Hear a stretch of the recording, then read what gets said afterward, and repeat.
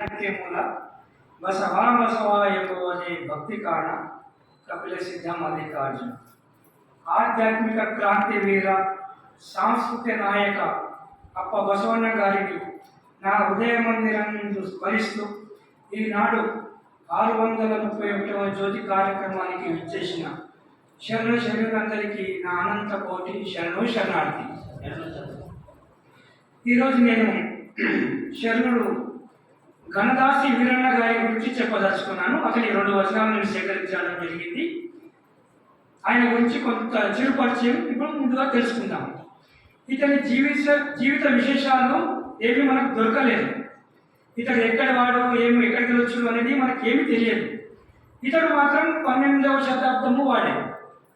మన శరణ గణాలకు దాసుడై ఉన్నాడేమో అని చెప్పుకోవచ్చు. ఎందుకంటే అందుకే అతనికి గణదాసి అనే బిరుదు వచ్చి ఉండవచ్చు. ఇది బిరుదు ఉండొచ్చు ఆయనకు గణదాసి అనేది. ఇతనికి 40 వచనాలు మనకు లభ్యమైనవి. ఇతని అంకిత నామము శాంత కూడల సంగమ దేవ అని చెప్పేసి ఇలా అంకిత నామం ఉంది. గణదాసి అంటే ఏమంటే దాసి, గణ అంటే శరణుడు, దాసి అంటే మాట ఇస్తే తప్పని వాడు. ఎందుకంటే గణదాసి అంటే కంకణబద్ధుడై ఉంటాడు అన్నమాట. శరణుల సమూహంలో కూడా కంకణబద్ధుడు, మాట ఇస్తే తప్పని వాడై ఉంటాడు. ఇప్పుడు మనం ఎందుకంటే ఇప్పుడు మీరు అందరూ బాహుబలి సినిమా చూసి ఉండొచ్చు. బాహుబలి సినిమా చూస్తే కట్టప్ప అని ఉంటున్నాడు. ఆ రాజుకి ఎట్లా ఉంటాడంటే మొత్తం దాసోమై ఉంటాడు. వాళ్ళు ఏం చెప్తే చేయడం, మంచైనా చెడైనా చేసుకుని పోవడమే వాళ్ళ పని ఉంటుంది అనమాట. ఆ విధంగా దాసి అంటే కట్టు బానిస్తాం, కట్టపల్లి కంచి పూర్తి పెట్టుకుని వెళ్ళి. ఇక అతని వచనము చూద్దాము. ఒకటి అని 2 వచనాలు సేకరించడం జరిగింది. నేను శివభక్త ఆవ ఊరాలకు ఇద్దడేను, ఆవ కేరియలి ఇద్దడేను, ಹೊಲಗೇರಿಯಲ್ಲಿ ಇದ್ದರೇನು, ಶಿವಭಕ್ತ ನಿಂತುದೇ ಕೈಲಾಸ, ಆತನ ಮನೆಯೇ ಶಿವನ ಅರಮನೆ, ಆತನ ಸುತ್ತಮುತ್ತದಲ್ಲಿದ್ದ ಲೋಕವೆಲ್ಲ ಶಿವಲೋಕ ಎಂಬುದಾಗಿ ಇಂತಪ್ಪ ಶಿವಭಕ್ತನ ಅಂಗಳವೇ ಕಂಡಡೆ ಕೋಟಿ ಬ್ರಹ್ಮ ಹತ್ಯ, ಕೋಟಿ ಶಿಶು ಹತ್ಯ ಇವೆಲ್ಲ ಅಳಿದು ಹೋಗುವವು. ಅವರಿಗೆ ಸಾಷ್ಟಾಂಗ ನಮಸ್ಕಾರ ಮಾಡಿದವರಿಗೆ ಅಷ್ಟೈಶ್ವರ್ಯ ಅಷ್ಟಮಹಾಸಿದ್ಧಿ ಫಲವು ತಪ್ಪದು. ಅವರ ಹೊಕ್ಕು ಮಿಕ್ಕು ಪ್ರಸಾದವ ಕೊಂಡಡೆ ಸತ್ವನ್ಮುಕ್ತರಪ್ಪದು ತಪ್ಪದು. ಇಂತಪ್ಪ ಶಿವಭಕ್ತರಿಗೆ ಏನೆಂದು ಮುಗಿಸಿನಯ್ಯ ಆತನ ಮಹಾದೇವನಲ್ಲದೆ ಬೇರುಟೆ. ಆತ ಅಗಮ್ಯ ಅಗೋಚರ ಅಪ್ರಮಾಣ ಆನಂದ ಮಹಿಮನ್ ಅಂತಪ್ಪ ಭಕ್ತರ ಶ್ರೀಚರಣವ ఎన్నొಳಗೆ తోరిదాక నమ్మ శాంత కూడల సంగమ దేవ అనేది ఆయన వచనం ఉన్నది. శివభక్తుడు అంటే పరశివునికి ఎవరైతే ఆరాధిస్తారో వాళ్ళు ఏ ఊర్లో ఉన్నాని అతనికి చాలా సులువుగా, చాలా సుందరంగా ప్రతి ఒక్కరికి పండితులకు కానీ పామరులకు కానీ అర్థమయ్యే రీతిలో కూడా చాలా సరళంగా ఉన్నాయి ఆయన వచనాలు. 40 ఉన్నాయి. శివభక్త ఆ ఊర్లో ఏ ఊర్లో ఉన్ననేమి, ఆవకేరియలు అంటే ఏ వాడలో ఉన్ననేమి, ಹೊಲಗೇರಿಯಲ್ಲಿ ఇద్దరు. ಹೊಲగేరి అంటే కింది స్థాయి అంటే మనం చూస్తుంటాము ఒక వీధిలో నిమ్న కులాలు దగ్గరికి మనం పోవాలంటే అక్కడికి వాళ్ళ వీధిలోకి పోము. అటువంటిది ಹೊಲగేరిని ఇద్దరేను. శివభక్త నిత్యుదే కైలాస. ఎవరు శివభక్తులు, ఆ పరశివభక్తులే ఉంటారో, లింగ పూజ ఇష్టలై ఉంటారో, ఇష్టలింగ పూజ ఇష్టలై ఉంటారో వాళ్ళు ఎక్కడికి నిలబడ్డారో అదే కైలాసం అంటున్నాడు. ఆతన మనయే శివన అరమనే, అతని గృహమే శివన అరమనే. అంటే అరమనే అంటే రాజప్రసాదం, అతని ఇల్లే రాజవైకుంఠం అని చెప్పేసి ఇక్కడ శరణుడు చెప్తున్నాడు. ఆతన సుత్తముత్తలిద్ద లోకవెల్ల శివలోక, అతని చుట్టుముట్టు ఉన్న లోకాలెల్ల శివలోకం అంటున్నారు. లోకంలో ఎందుకంటే ఇప్పుడు మనం ఒకటి చిన్న ఉదాహరణ చెప్పింది. ఇప్పుడు మీరు కొందరు ఇంట్లో ఉంటారు, ఆడవాళ్ళు రోజు ఏం చేస్తారంటే కసుడుస్తుంటే ఒక్కొక్కసారి ఏం చేస్తారంటే ఒక ఇంటి వేరే ఇంటి ముందర కసు వేస్తూ ఉంటాం. మనదేమున్నది అని చెప్పి వేరే ఇంటి ముందర వేస్తాం. ఇంటి ముందర వేస్తూ ఉంటే ఏమైందంటే అక్కడ దోమలు వస్తాయి. వేరే ఇంటి ముందర వేస్తే దోమలు వస్తాయి. దోమలు వచ్చిన తర్వాత ఆ దోమలు గాలి ద్వారా వారింట్లోకి కాకుండా మన ఇంట్లో కూడా పోవా కంపల్సరీ పోతాయి. కాబట్టి ఇది కొంచెం బుద్ధి ఉంటుంది. ఇటువంటి బుద్ధి ఉండరాదు మనకు. ఇంకొకటి ఇట్లనే మనం ఇంటి ముందు ఒక పూల చెట్టు పెడతాం, మల్లెపూల చెట్టు పెడితే దాని వాసన మనం ఇంటి నుంచి మన ఇంట్లోకే వస్తుందా? వేరే చుట్టుముక్కలు ఉన్న వారి ఇంటికి కూడా దాని వాసన వస్తుంది. కాబట్టి ఆతన సుత్తముత్తలిద్ద లోకవెల్ల శివలోక అని చెప్పేసి అంటున్నాడు. అతని చుట్టుముట్టున్నాయని లోక వెలుగు శివలోకం అని చెప్పి చెప్తున్నాడు. ఎందుదాగి ఇంతప్ప శివభక్తుల అంగళమే కండడే. ఇటువంటి భక్తుల అంగళం అంటే వాటిని చూస్తే కోటి బ్రహ్మ హత్య, కోటి శిశు హత్య ఇవెల్లా అలిదుబోగు అంటున్నాడు. అంటే ఇప్పుడు మనకు ఎంత కసాయి కత్తైన గుటంగా ఎన్ని హత్యలు చేసినా ఎన్ని మేకలు కానీ ఎన్ని చేపలు కానీ ఎన్ని కోళ్ళు కానీ కోసిన గుణంగా అది ఒకవేళ వర్షం మీద తాగితే అది బంగారం అవుతుంది. ఎంత నియమైన కూడా బంగారం అవుతుంది. కాబట్టి ఎన్ని అంగళం భక్తిని అంగళం కంటే కోటి బ్రహ్మహత్యలు చేసిన గుణంగా ఏమి కోటి శిశు హత్య ఇవెల్లా గుణంగా అలిదిపోవడం అంటే అతని అంగళంలో చూస్తే ఇవి తుడిచిపెట్టిపోతాయని చెప్పేసి ఆ శరణుడు చెప్తున్నాడు. ಅವರಿಗೆ ಸಾಷ್ಟಾಂಗ నమస్కారం ಮಾಡಿದವರಿಗೆ అతనికి ఆ పరిశుద్ధతో ఉన్న శరణులకు సాష్టాంగ నమస్కారం చేస్తే అష్టైశ్వర్యాలు లభ్యమవుతాయని చెప్తాడు. అష్టమహాసిద్ధి ఫలము తప్పదు. ఆ అష్టమహాసిద్ధి కూడా ఫలం అనేది మీకు దొరుకుతుంది అని చెప్తున్నాడు. అవర హక్కు మీకు ప్రసాదం కండడే వాళ్ళు ఇచ్చిన ప్రసాదం కనుక మీరు తీసుకున్నట్లయితే సద్యోన్ముక్తులు అవుతారు అనేది తప్పదు అని చెప్పి చెప్తాడు. ఈ తప్ప శివభక్తులకి ఇటువంటి శివభక్తులకు ఏమని ఉపమిస్తున్నాయి అంటే ఏమని పోరాలి నేను అని చెప్పేసి నా మాటలకు అందని అతీతమైన వాళ్ళు ఉన్నారు, మాటలకు అందని వాళ్ళు ఉన్నారు అని చెప్పేసి చెప్తున్నాడు. అతను మహాదేవనన్నదే వేరుంటే అతడు మహాదేవుడే, అతడు సాక్షాత్ పరశివుడే కాక వేరు కాదు అని చెప్పి చెప్తున్నాడు. అగమ్య అంటే గమ్యం లేనివాడు. ఆ పరశివుడు ఎవరు అంటే గమ్యమే లేదు ఆయనకు. అగోచర అంటే కంటికి కనిపించని వాడు.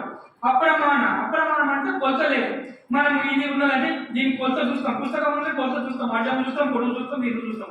ఒక దాంట్లో పరిమాణం అనేది ప్రమాణం అంటుంది. ఇప్పుడు పాలకు ఉన్నది లీటర్లో కొలుస్తాం, ఈ బియ్యం అనేది కిలోలో కొలుస్తాం, ఇంకా ఏదైనా తొవ్వ కొలవాలంటే మీటర్లో కొలుస్తాం, గజాల్లో కొలుస్తాం. ఇటువంటిది ప్రమాణం అవుతుంది. ఇటువంటి ప్రమాణానికి అంత చిక్కని వాడి అప్రమాణం అంటే కొలత లేదు. ఆ పరశువుకి కొలత లేని వాడు అని చెప్పేసి మనం చెప్తాం అన్నమాట.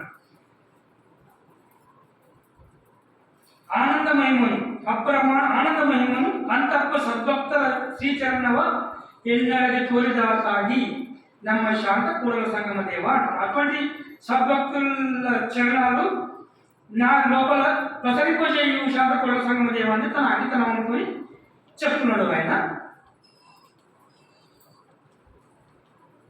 ఇంకో రెండవ వచనం ఏమున్నదంటే శివను గురు భక్ತರ మనవ ನೋಡುವುದಕ್ಕೆ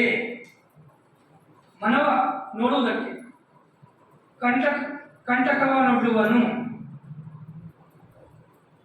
ಅಪರಾಧ ಕೊಡುವನು, ಭಾಗ್ಯವೆಲ್ಲ ಬಯಲು ಮಾಡುವನು, ಬಂಧುಗಳೆಲ್ಲ ವೈರಿಗಳ ಮಾಡುವನು, ದೇಶ ತ್ಯಾಗ ಮಾಡುವನು, ಭಯಭೀತಿ ನೊಡ್ಡುವನು, ಮನಕ್ಕೆ ಅಧೈರ್ಯ ತೋರುವನು. ಇಂತಿ ದುಃಖವೆಲ್ಲವೂ ಶಿವನ ಅನುಜ್ಞೆಯಿಂದ ಬಂದವೆಂದು ತಿಳಿದು ನೀವೇ ಗತಿಯೆಂದು ನೀವೇ ಮತಿಯೆಂದು ನೀವು ಹಾಲಗದಿರಿ ನೀಲಗದಿರಿ ಎಂಬ ಭಾವದಲ್ಲಿದ್ದರೆ ಅವರ ಶಿವನು ತನ್ನ ಗರ್ಭದಲ್ಲಿ ಇಂಗುಟ್ಟಿಕೊಂಬೆನು ನಮ್ಮ ಶಾಂತ ಕೂಡಲ ಸಂಗಮ ದೇವ అనేది ఇంకొక వచనం అయింది. శివను గురు భక్ತರ మనవడు ನೋಡುವುದಕ್ಕೆ కంటవక నొడ్డువను అపరాధ గోడువను. కంటకం అంటే ముళ్ళు అంటే మన ఏదైనా తొవ్వలో పోతుంటే ముళ్ళు వస్తే మనకి ముళ్ళు గుచ్చుకుంటే ఎంత బాధ అవుతుందో ఆ పరశివుడు గురు భక్తులు మనసును వాళ్ళు చూడాలి, వీళ్ళు ఎంతవరకు దాకా ఆత్మీయతలో ఉన్నారని చెప్పేసి మనకు చూపించుకోవడానికి మన భగవంతుడు కూడా మనం పరీక్ష పెడతారట. మనవరోడుకి మన మనసు ఎట్లా ఉందో చూడడానికి కంటగా ఉన్నట్టు అంటే మన దారిలో వెళ్ళకపోతే ముళ్ళు వేస్తాడు. ముళ్ళు అంటే కొంచెం కష్టపెడతాడు అని చెప్పేసి అపరాధ గోడువను. అపరాధం అంటే నిందలు వేస్తాడట, వేరే వాళ్ళతో నిందలు పడేటట్టు చేస్తాడట, మనకు నిందలు వేసేట్టు చేస్తాడట. భాగ్యం వల్ల బయలు మాడవను. భాగ్యం అంటే సంపద. ఆ సంపదను కూడా మన నుంచి కొంచెం పోయేటట్టు చేస్తాడట భగవంతుడు. బంధువులలో వైరిగల మాట, మనకు బంధువులు చుట్టాలు ఎవరు ఉంటారో వాళ్ళతో కూడా మనకు శత్రుత్వం కలిపేస్తాడట. చుట్టాలు ఎవరు ఉంటారు వైరిగా అంటే శత్రుత్వం. నీకు నాకు మాట పెట్టి వైరుధ్యము, వీడంటే మనకు పడదు వాడంటే మనకు పడదు అని చెప్పి మాటలు బంద్ కావడము, ఒకరి ఇది మొక్కలు ఒకరు చూసుకోకపోవడం, ఇటువంటివి చేస్తాడట. దేశ త్యాగం మాడవస్తాను అంటే దేశం వదిలిపోయేటట్టు చేస్తాడు, ఊరు వదిలిపోయేటట్టు చేస్తాడు. వీళ్ళతో ఏమని చెప్పేసి మన వాడ వదిలిపోయి ఇంకో వాడ పోదాం వీళ్ళతో ఏమని అంటట్టు అటువంటిది మనం నొప్పిస్తాడట. మనకు భయభీతులు ఉండవను. భయం మనకు ఎవరంటే వాళ్ళతో పోతే వాళ్ళు ఏమనుకుంటారని చెప్పి భయం కూడా చూపిస్తాడట. మన మనసుకు అధైర్య కోరువను మనం అధైర్యంతో ఉండేటట్టు చేస్తాడట, ధైర్యం ఎక్కడ ఉండడం చేస్తాడట. మనకెందుకులే, మనం ఎవరితో కొట్లాడితే ఎందుకులే అన్నట్టు చేస్తాడట. ఇంటి దుఃఖ వేళ్ళవు, ఇవన్నీ దుఃఖాలన్నీ కూడా శివుని అనుగ్రహించ మంది పెడుతుంది. ఈ శివుని ఇష్టంతోనే మనకు వచ్చినాయి అని చెప్పి తెలుసుకోవాలని చెప్పి చెప్పాడు. ఈ శివంతో వచ్చినాయి కాబట్టి నీవే గతి, నీవే మతి, అన్నిటికీ నీదే అని చెప్పేసి నీవు హాలగిరి నీలగిరి, నువ్వు పాలగన్న నుంచు నీళ్ళగన్న నుంచు, నువ్వు సుఖమన్నయ్యి దుఃఖమన్నయ్యి, అది అంతా నీదే అని చెప్పేసి ఇక్కడ చెప్తున్నాడు.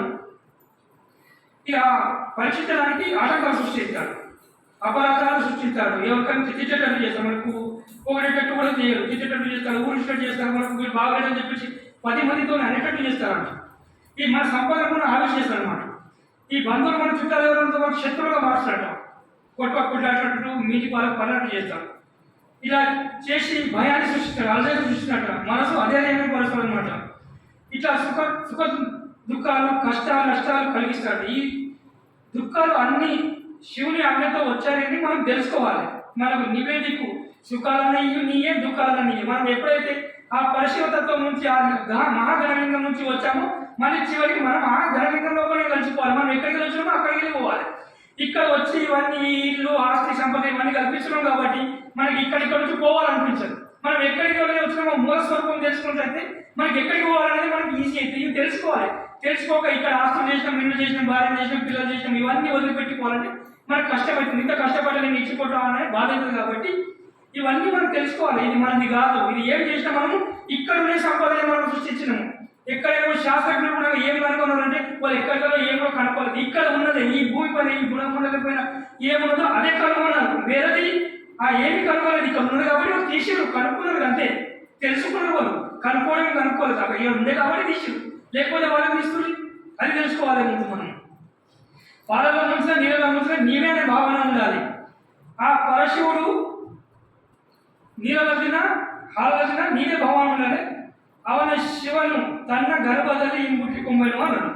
అంటే ఆ పరశివుడు మనము అన్ని నీదే స్వరూపం, నీదే, సుఖాలిచ్చిన దుఃఖాలిచ్చిన నష్టాలిచ్చిన కష్టాలిచ్చిన అన్ని నీదే అని ఎప్పుడైతే శరణాగతి భావంతో భగవంతుడి పైన విడిచిపెడతామో తన కడుపులో పెట్టుకొని మనల్ని కాస్తాడట. మనం కడుపులో పెట్టుకొని చూసుకుంటాడు. ఇప్పుడు ఒక తల్లి ఉంది, తల్లి గర్భం లోపల శిశువు 9 మాసాలు, ఆ తల్లి ఎంత ప్రేమగా 9 నెలలు 9 మాసాలు మోసి ఆ శిశువుకు జన్మ ఇస్తుందో, ఆ తల్లి ప్రేమ ఆ శిశు పైన ఎంత ఉంటుందో ఆ భగవంతుడు కూడా మన పైన అంతే ప్రేమ కనుకొస్తాడని చెప్పేసి ఇక్కడ గణదాసి వీరన్న గారు తన వచనం లోపల చెప్పడం జరిగింది. ఇక సుఖం వస్తే పొంగిపోకూడదు, దుఃఖం వస్తే పొంగిపోకూడదు. ఒకవేళ సుఖం వచ్చింది, మన డబ్బు బాగా సంపాదించినాము అంటే నేను సంపాదించిన అహం వస్తుంది, దేవుడు నా తెలుగుతో సంపాదించిన వస్తుంది. ఒకవేళ దుఃఖం వస్తే నాకు ఆ భగవంతుడు ఎందుకు శిక్ష చేసినో, నేనేం తప్పు చేసినో, నేనేం చేయాలని చేసినో అని చెప్పేసి భగవంతుడిని నిందిస్తాం మనం. అట్లా కాకుండా రెండు ఆయన ప్రసాదాలే, నువ్వు కష్టం ఇచ్చినా సుఖం ఇచ్చినా అంతా నీదే ప్రసాదం అని చెప్పేసి మనం ఆ భగవంతుడి మీద మొత్తం భారం అంతా ఆయననే వదిలేయాలి. ఏం చేసినా ఆయనే చేస్తున్నాడు.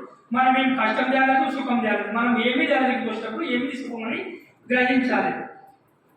అలాగే ఆస్తులు కానీ అంతస్తులు కానీ పేద కానీ గొప్ప కానీ ధనిక కానీ బీద కానీ సుఖం కానీ దుఃఖం కానీ పుట్టుక కానీ చావులు కానీ రాగాలు ద్వేషాలు కానీ కోపతాపాలు కానీ ఇదే శాశ్వతమని మనం అనుకోరాదు, తప్పు. భగవంతుడు ఒక్కడే శాశ్వతుడు అని తెలుపుతున్నాను. తెలిపిన తర్వాత ఇంకొక చిన్న విషయం చెప్పి నేను ముగిస్తాను. ఇదేమంటే ఈ మద్రాసు అనే ఇప్పుడు ఉన్న మద్రాసు మాధవ చెన్నయ్య పేరు మీద వచ్చిందని చెప్పి మనకు అందరికీ తెలుసు.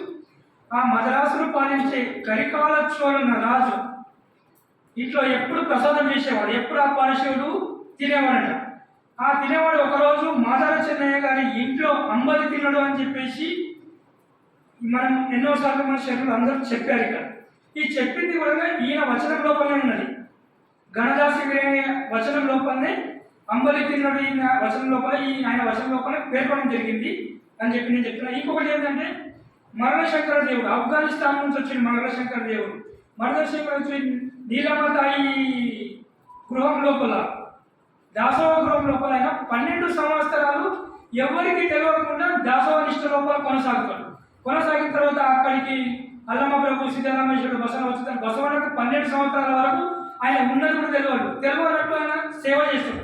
సేవ చేసినప్పుడు అల్లమ్మ ప్రభు సీతారామేశ్వరుడు ఈయన మల్లశంకర దేవుడు అఫ్ఘనిస్తాన్ నుంచి వచ్చి ఈయన 12 ఏళ్ళు ఈయన దాసోహం లోపల దాసోహం చేసిండు అని చెప్తే బసవనాథుడికి చాలా ఆశ్చర్యచకితులై అవుతాడు. కాబట్టి ఇటువంటి మల్లశంకర దేవుడు ప్రస్తావనాత్మకంగా ఈ గణదాసి వీరన్న వచనం లోపాలనే ఉన్నది. మీరు గణదాసి వీరన్న గారి వచనాలు చదివితే అందులో ఈ వచనం మీకు దొరుకుతుంది. ఇది మళ్ళీ ఏం చెప్పంటే 2 కులాలు అన్నాడు, ఒకటి భవి కులము, ఒకటి భక్తుని కులము అని చెప్పింది. కాబట్టి మనకు కులము ఏ పది లోపల కూడా కులం పెంచరాదు అని చెప్పారు. కాబట్టి ఇవన్నీ మీరు గుర్తుంచుకొని మనకు ఎంతో ధైర్యాన్ని స్ఫూర్తి నింపారు. ఇవన్నీ కష్టాలు వస్తే కూడా మనం ఓర్పుతో సహనంతో మనము పాడు చేయాలి, మనం దాటాలి, భవసాగరాన్ని దాటాలని చెప్పేసి తన వచనంలో చాలా శుద్ధిమెత్తగా చాలా ఈజీగా అందరికీ పామరపణ అర్థమయ్యే రీతి లోపల చెప్పాడు. కాబట్టి ఇవన్నీ మీరు అర్థం చేసుకొని శిరసమయించి నడుస్తారని చెప్పి ఈ అవకాశం ఇచ్చిన నాకు మీ అందరికీ అనుభవ మండపానికి ధన్యవాదాలు తెలుపుతూ నాకు శరణు శరణార్థి. జై బసవ.